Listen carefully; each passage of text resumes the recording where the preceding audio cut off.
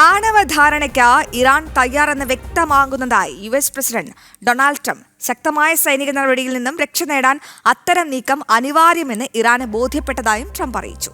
ധാരണയിലെത്തിയില്ല എങ്കിൽ വലിയ പ്രത്യാഘാതങ്ങൾ ഉണ്ടാകുമെന്നായിരുന്നു ഇറാൻ അറിയിച്ചത്.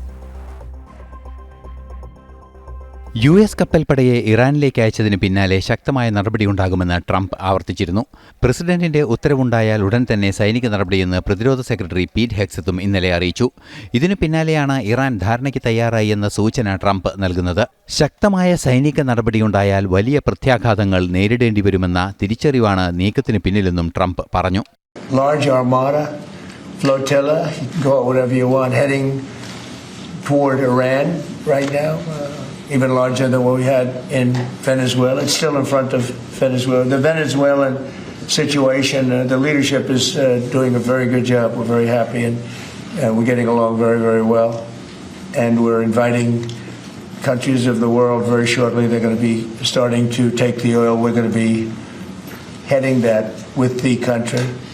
And it's worked out really well. We're now sending actually a larger number of ships to Iran.